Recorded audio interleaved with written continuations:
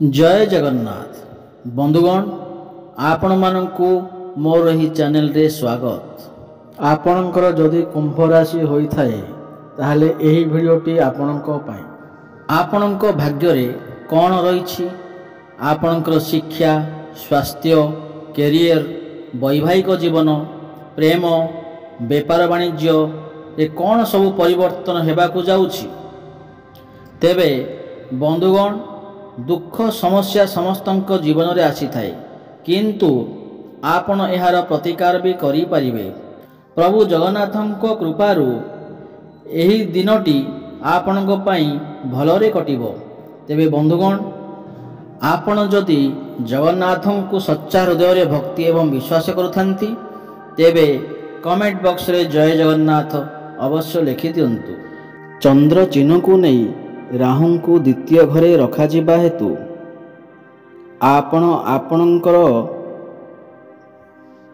दैनिक कार्य विरक्त होई पारिबे, जेउथिपाई आपणक मन विभिन्न कार्य करने को चिंता करि पारिबो। एपरी परिस्थिति रे आपणक जीवन रे नूतनता आनिबा पाई क्रीड़ा परि किछि कार्य रे भाग नेबाकू आपणकू परामर्श दिया जाइअछि।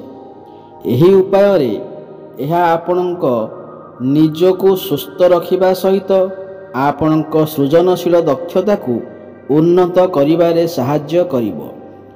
जदि आपण दीर्घ समय धरी टंका संबंधी समस्या सम्मुखीन हेउछंती तेबे आपण एहाकू किछि परिमाण रे दूर करने को समर्थ हेबे। यह आपण को आईनगत असुविधार सम्मुखीन न हेबाकू सहाय्य करिबो एवं एहीपरि आपण बुद्धिमान भावरे कौनसी निष्पत्ति नहीं पारिबे।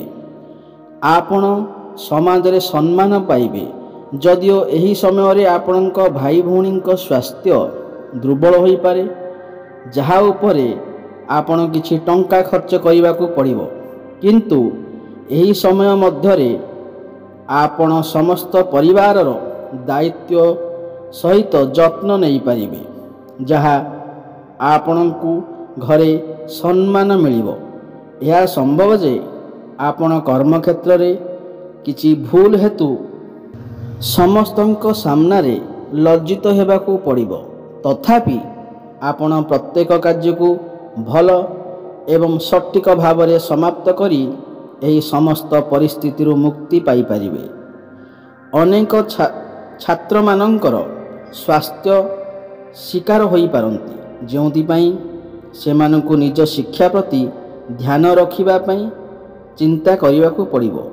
एपरी परिस्थिति रे आरंभरू आपणक स्वास्थ्यर जत्न नियंतु एवं भल डाक्टर सहित परामर्श करंतु। उच्च कैलोरी युक्त खाद्य दूरे रुहंतु एवं आपणकर व्यायाम रे मन लगांतु।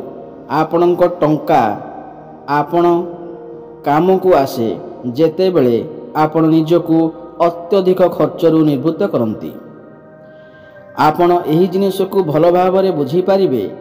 नाती नातुणी माने अपार आनंदर उत्स हेबे। अतीतर भूल पाई क्षमा करी आपण जीवन को योग्य करने को जाउछंती। आपण कार्य दक्षता बढ़ाइबा पई कोनोसी नूतन कार्य सहित खाप खुआई दियंती। आपणकर कोनोसी एपरी कार्य करिवार अनन्य उपाय तुमको अति निकटरू देखुथिबा लोकंकु आग्रही करिवो। एही राशिर नागरिक माने खाली समय रे किछि आध्यात्मिक पुस्तक पढ़िबा उचित। यह करिबा द्वारा आपणकर अनेक असुविधा दूर होई पारिबो। आपणक प्रेम जीवन पई अत्यंत अनुकूल हेबाकू जाउअछि।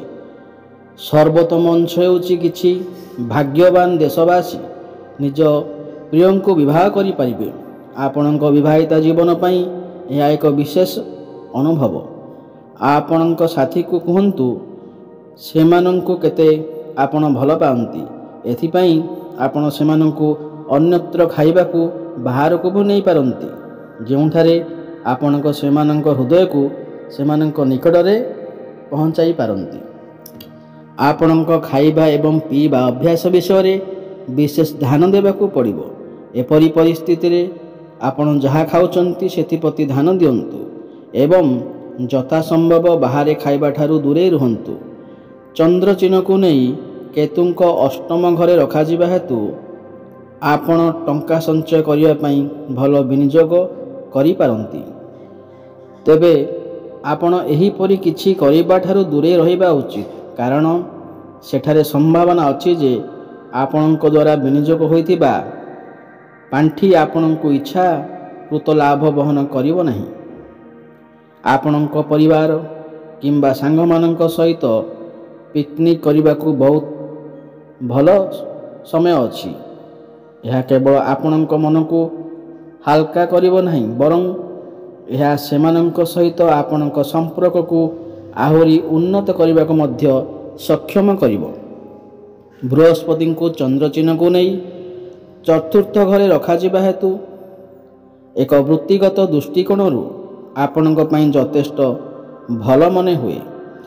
ଏହି ରାଶିର ବ୍ୟବସାୟୀଙ୍କ ବିଷୟରେ କଥାବାର୍ତ୍ତା, ସେମାନେ ଭଲ ଫଳାଫଳରେ ସନ୍ତୁଷ୍ଟ ରହିବେ। ଯେଉଁମାନେ କାର୍ଯ୍ୟ କରୁଛନ୍ତି କିମ୍ବା ନିୟୋଜିତ ଅଛନ୍ତି, ସେମାନେ ଏକ ବହୁରାଷ୍ଟ୍ରୀୟ କମ୍ପାନୀରେ କାମ କରିବାର ସୁଯୋଗ ପାଇବେ। ଉଚ୍ଚଶିକ୍ଷା ପାଇଁ ଅତ୍ୟନ୍ତ ଅନୁକୂଳ ହୋଇପାରେ, କାରଣ ଆପଣ ସମାନ କ୍ଷେତ୍ରରେ ଭଲ ସଫଳତା ପାଇପାରିବେ। ଆହୁରି ମଧ୍ୟ ଶୁଭ ଗ୍ରହଗୁଡ଼ିକର ଗତିବିଧି ଆପଣଙ୍କୁ ଆପଣଙ୍କ ପରିବାର ସଦସ୍ୟ ସମ୍ପର୍କୀୟ ବନ୍ଧୁମାନଙ୍କ ସହିତ ସମ୍ପର୍କକୁ ଉନ୍ନତ କରିବାକୁ ଅନୁଗ୍ରହ କରିବାକୁ ଯାଉଅଛି। ବାୟୁରେ ଦୁର୍ଗ ନିର୍ମାଣ ଆପଣଙ୍କୁ ସାହାଯ୍ୟ କରିବ ନାହିଁ। ପରିବାରର ଆଶା ପୂରଣ କରିବା ପାଇଁ ଆପଣ କିଛି କରିବା ଉଚିତ। ଆପଣଙ୍କର ଆକାଉଣ୍ଟ କୌଣସି ପୂର୍ବ ସୂଚନା ବିନା ଆପଣଙ୍କ ଟଙ୍କା ସହିତ କ୍ରେଡିଟ୍ ହେବ, ଯାହା ଆପଣଙ୍କୁ ଆଶ୍ଚର୍ଯ୍ୟ କରିପାରେ ଏବଂ ଖୁସି କରିପାରେ। ଆପଣଙ୍କ ସାଥୀଙ୍କ ସ୍ୱାସ୍ଥ୍ୟ ଚାପ ଏବଂ ଚିନ୍ତାର କାରଣ ହୋଇପାରେ, କାରଣ ଆପଣ ଆପଣଙ୍କ ପ୍ରେମ ସାଥୀର ଏକ ନୂତନ ଚମତ୍କାର ଦିଗ ଦେଖିବାକୁ ପାଇବେ। ସଫଳତା ନିଶ୍ଚିତ ଭାବରେ ଆପଣଙ୍କର ଯଦି ଗୋଟିଏ ପରେ ଗୋଟିଏ ଗୁରୁତ୍ୱପୂର୍ଣ୍ଣ ପରିବର୍ତ୍ତନ କରନ୍ତି। ଆପଣଙ୍କ ସାଥୀ କେବଳ ଆପଣଙ୍କ ସହିତ କିଛି ସମୟ ବିତାଇବାକୁ ଚାହୁଁଛନ୍ତି, କିନ୍ତୁ ଆପଣ ସେମାନଙ୍କର ଇଚ୍ଛା ପୂରଣ କରିବାରେ ଅସମର୍ଥ ମଧ୍ୟ ହୋଇପାରନ୍ତି। ସେମାନଙ୍କୁ ବିବ୍ରତ କରନ୍ତୁ ନାହିଁ। ଆପଣ ସେମାନଙ୍କର ନିରାଶକୁ ସ୍ପଷ୍ଟ ଭାବରେ ଦେଖନ୍ତୁ। ଆପଣଙ୍କ ପ୍ରିୟ କିମ୍ବା ତାଙ୍କର ଉଦ୍ଦେଶ୍ୟ ଉପରେ ସନ୍ଦେହ କରନ୍ତୁ ନାହିଁ। ଆପଣ ଦୁହେଁ ଏହାକୁ ବହୁତ ଭଲ ଭାବରେ ବୁଝାମଣା କରନ୍ତୁ। ଆତ୍ମବିଶ୍ୱାସ ଏବଂ ବିଶ୍ୱାସ ସହିତ ଏହି ସମ୍ପର୍କ ସୁନ୍ଦର ଭାବରେ ବୃଦ୍ଧି ପାଇପାରେ। ତେଣୁ ପରସ୍ପରକୁ ଅଧିକ ଶକ୍ତି ଦେବା ପରିବର୍ତ୍ତେ ଉଭୟଙ୍କୁ ପାରସ୍ପରିକ ବୁଝାମଣା ଦ୍ୱାରା ଆପଣ ସମ୍ପର୍କକୁ ମଜବୁତ କରିବାକୁ ଚେଷ୍ଟା କରିବାକୁ ପଡ଼ିବ। ଅନେକ ସନ୍ଧ୍ୟା ପତି ପତ୍ନୀଙ୍କ ସହିତ ଅତିବାହିତ କରନ୍ତୁ। ଫଳସ୍ୱରୂପ ପ୍ରକୃତରେ କିଛି ବିଶେଷ ଘଟିବ, କାରଣ ଏହି ସମୟ ମଧ୍ୟରେ ଆପଣ କେବଳ ପରସ୍ପରର ଜୀବନରେ ହଜିଯାଇଥିବା ଦେଖିଯାଇପାରିବେ, ବରଂ ଆପଣଙ୍କ ଭବିଷ୍ୟତକୁ ସୁଦୃଢ଼ କରିବା ପାଇଁ ଆପଣ ଏକ ବଡ଼ ନିଷ୍ପତ୍ତି ମଧ୍ୟ ନେଇପାରନ୍ତି। ଆପଣ ପ୍ରଚୁର ଶକ୍ତି ଏବଂ କାର୍ଯ୍ୟଚାପ ଆପଣଙ୍କୁ ବିରକ୍ତ କରୁଥିବା ପରି ମନେ ହୁଏ। ଯେହେତୁ ଆପଣ ଅତୀତରେ ବହୁତ ଖର୍ଚ୍ଚ କରିଛନ୍ତି, ଆପଣଙ୍କୁ ବର୍ତ୍ତମାନର ପରିମାଣର ସାମ୍ନା କରିବାକୁ ପଡ଼ିପାରେ। ଫଳସ୍ୱରୂପ ଆପଣ ଟଙ୍କାର ଅତ୍ୟଧିକ ଆବଶ୍ୟକତା ପାଇବା କିନ୍ତୁ କୌଣସି ସୁଫଳ ମିଳିବ ନାହିଁ। ଆପଣଙ୍କର ସାହାଯ୍ୟ ଆବଶ୍ୟକ କରୁଥିବା ବନ୍ଧୁମାନଙ୍କୁ ପରିଦର୍ଶନ କରନ୍ତୁ।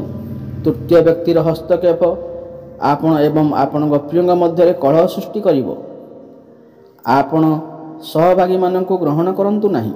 ବ୍ୟସ୍ତ ଦେଶବାସୀ ଶେଷରେ ଦୀର୍ଘ ସମୟ ପରେ ଏକାକୀ କିଛି ସମୟ ବିତାଇବାକୁ ସକ୍ଷମ ହେବେ, କିନ୍ତୁ ଏକ ଘରୋଇ କାର୍ଯ୍ୟ ଏହାର ଅଧିକାଂଶ ଅଂଶ ଖାଇପାରେ। ଆପଣ ଅତୀତର ରହସ୍ୟ ଜାଣିବାରେ ଆପଣ ଜୀବନସାଥୀ ଟିକେ ଆଘାତ ପାଇପାରନ୍ତି। ଯଦି ଏହି ଭିଡ଼ିଓଟି ଆପଣଙ୍କୁ ଭଲ ଲାଗିଥାଏ ତେବେ ଭିଡ଼ିଓଟିକୁ ଗୋଟିଏ ଲାଇକ୍ କରନ୍ତୁ ଏବଂ ଯଦି ଆପଣ ଏହି ଚ୍ୟାନେଲକୁ ନୂଆ ଆସିଛନ୍ତି ତାହେଲେ ଚ୍ୟାନେଲଟିକୁ ସବସ୍କ୍ରାଇବ୍ କରିନିଅନ୍ତୁ ଏବଂ ପାଖରେ ଥିବା ବେଲ୍ ଆଇକନ୍କୁ ପ୍ରେସ୍ କରିଦିଅନ୍ତୁ। ତେବେ ଦର୍ଶକ ବନ୍ଧୁ, ପୁଣି ଦେଖା ହେବ ଆଗାମୀ ଭିଡ଼ିଓରେ। ଜୟ ଜଗନ୍ନାଥ।